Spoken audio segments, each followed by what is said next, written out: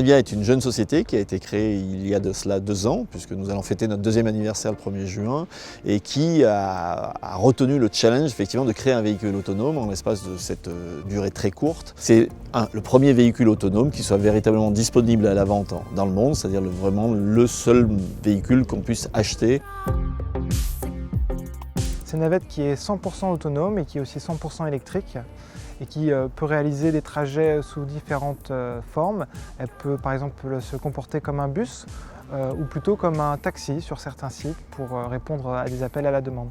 Donc sur le véhicule, vous allez avoir donc des capteurs type GPS, mais de la télémétrie LiDAR également, qui se trouve sur le véhicule, pour pouvoir couvrir 360 degrés autour du véhicule, à la fois pour des fonctions liées à la localisation que pour des fonctions liées à la perception de l'environnement, à la détection d'obstacles. Ce qu'on fait, c'est qu'on enregistre l'ensemble de tout le parcours sur lequel les véhicules vont devoir circuler.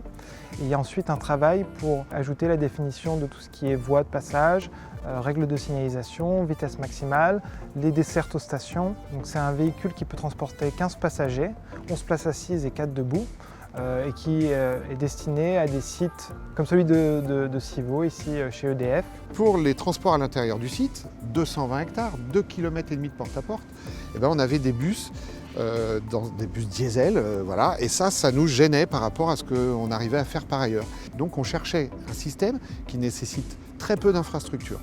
Et en fait on l'a trouvé, voilà, ce sont les navettes autonomes électriques sans chauffeur. Puis voilà, les navettes arrivent maintenant, on les met en exploitation, les gens s'habituent très vite, dès qu'on monte dedans, c'est comme si ça avait toujours été ça, et les bus diesel sont déjà oubliés. Très rapidement on a un gain et c'est ça qu'on recherche. De toute façon, la qualité de transport est déjà incomparable, c'est-à-dire qu'il n'y a pas de vibration, il y a très peu de bruit, on est sur un tapis volant et puis c'est zen. Voilà, faut savoir que 90% des accidents ont une cause humaine.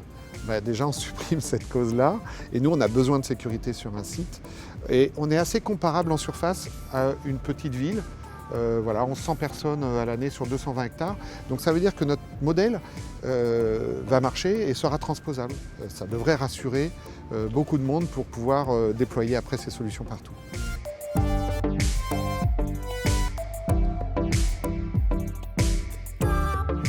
Je crois que ce qui l'intéresse effectivement dans ce projet, c'est que ce soit un projet 100% français, qui prouve aussi que la technologie française peut être aux avant-postes de ce qui se fait dans le domaine du véhicule autonome. C'est un domaine qui passionne la planète entière et de démontrer qu'on est capable en France effectivement d'avoir ce type d'initiative qui fonctionne réellement et qui va nous permettre de gagner des parts de marché est extrêmement important. Donc c'est un peu la quintessence de tout ce qu'il faut mettre en place certainement pour avoir des projets qui soient performants aujourd'hui en France.